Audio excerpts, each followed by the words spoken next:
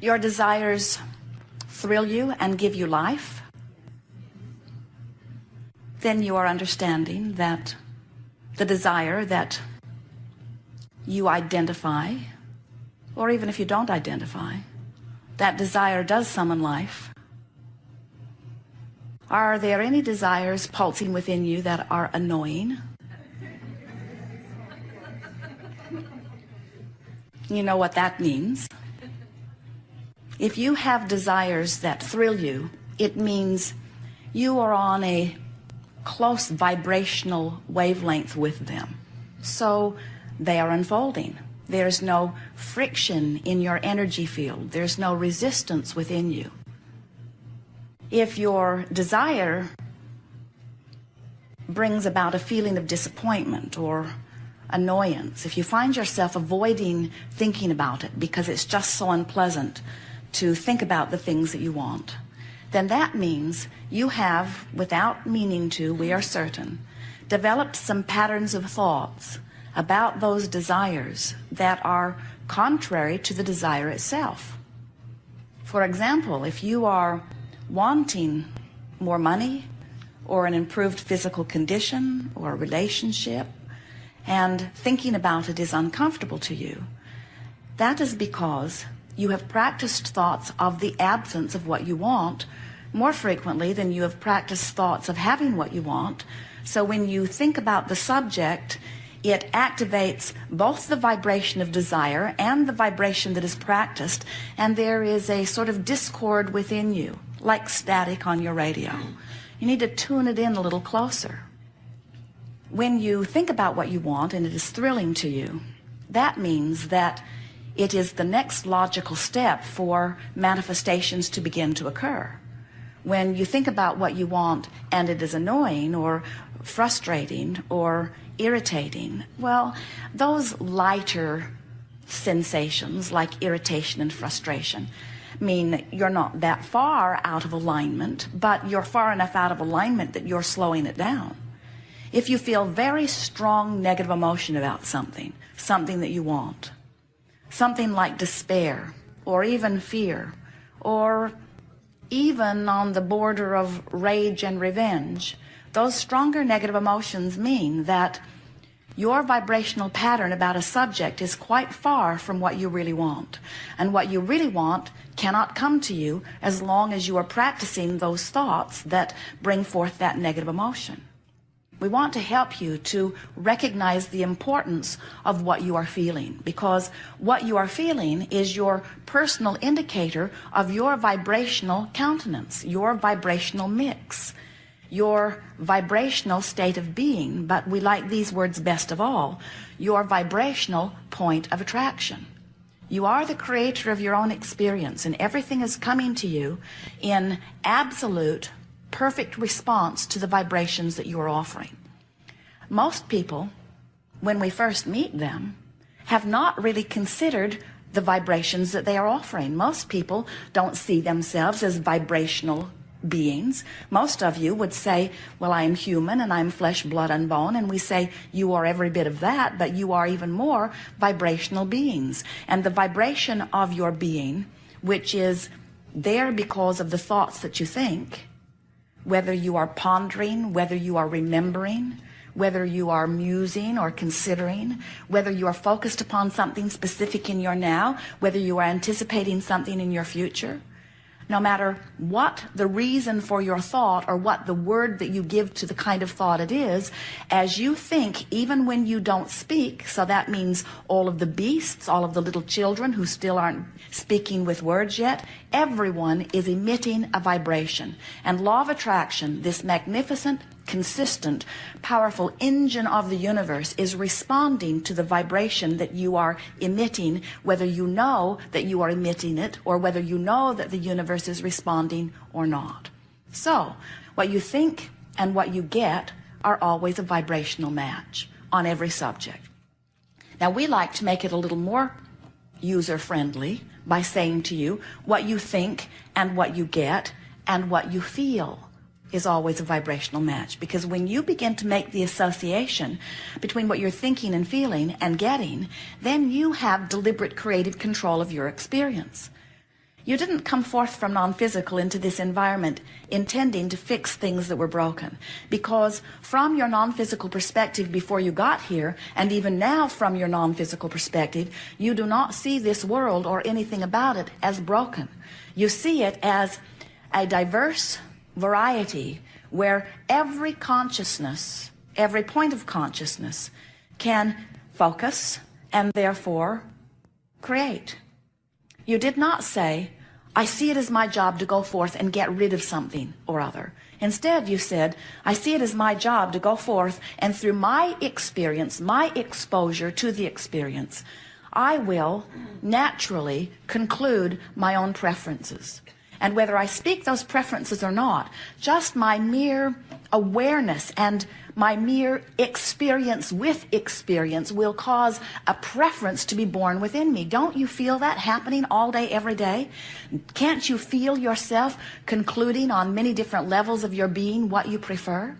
And what we want you to know that you might not remember, this is an important thing for you to remember, is that as those preferences happen within you, they are vibrationally understood. So when someone is rude to you, whether you call them on it or not, or whether you write in your diary, I wish people would be nicer to me, when someone is rude to you, that preference of being treated more nicely emanates from you.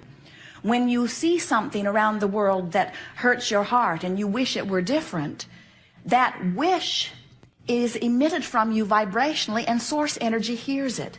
So you as an individual and you as mass consciousness are being heard on trillions of levels constantly. Even the cells of your body are emitting preference.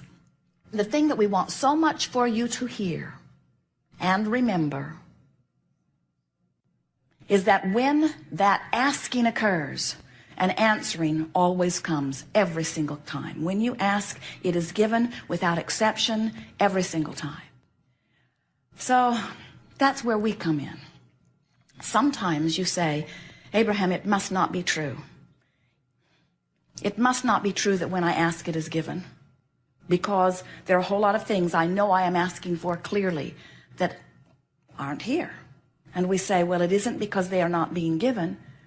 If you are asking for things that you are not living, that are not manifesting fully in your experience, it can be for only one reason.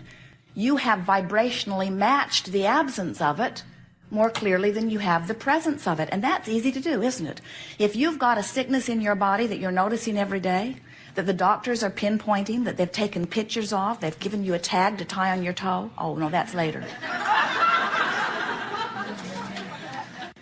And you are observing it and feeling the discord and discomfort of it, that negative emotion that you are feeling is because you are giving your attention to something that you do not want.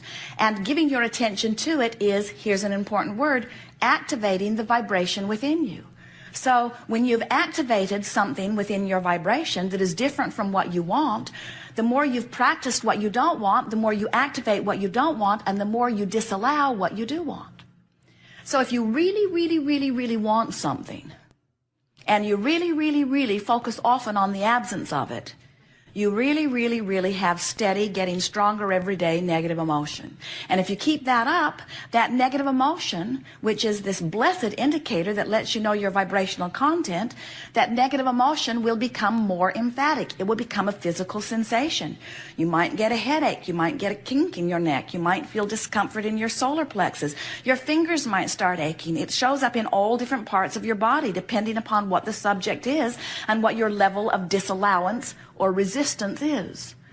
And so as you begin to play with the way you feel, not trying too hard to assign words to it, although in a gathering like this it is helpful if we pinpoint with words because it helps us focus similarly. But the important thing about getting into conscious awareness of your own emotional guidance is that you intend to do the best that you can do in this moment, to feel as good as you can feel in this moment, understanding that the slightest little vibrational difference will net you a slight or sometimes substantial difference in the way you feel, but more importantly, it changes your point of attraction. From a selfish standpoint, and let's face it, a selfish standpoint is the only standpoint you've got.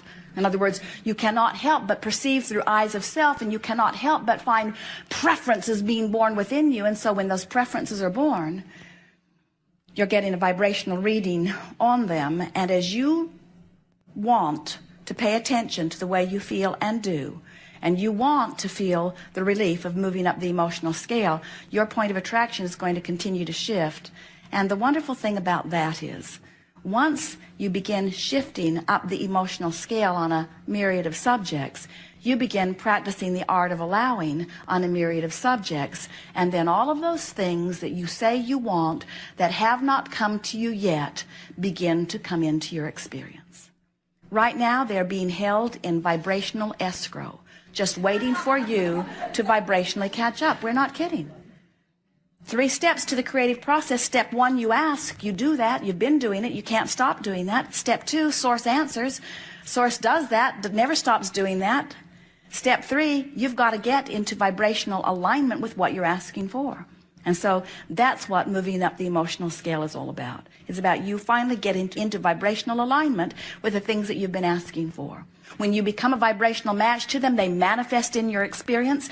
And about then, you have a whole new contrasting set of experiences which give you a whole new set of rockets of desires which are then held in vibrational escrow. In other words, you will never, ever, ever get it done. So our 2 wonderful sentences that we want you to write down and remember every day: you can't get it wrong and you never get it done. And the reason you can't get it wrong is because you never get it done. If you're standing in a place that feels wrong, you're launching all kinds of rockets. Source is answering all of those rockets. All you've got to do is find a way of releasing your resistance, and that which currently feels wrong will become right every time. Time to go to the beach. You have some things you want to talk about? We know you do. You will notice a very nice unfolding here. Sometimes the thing you want so much to talk about, you can't hear the answer from where you are. And so we will invite someone else to the chair to talk about it.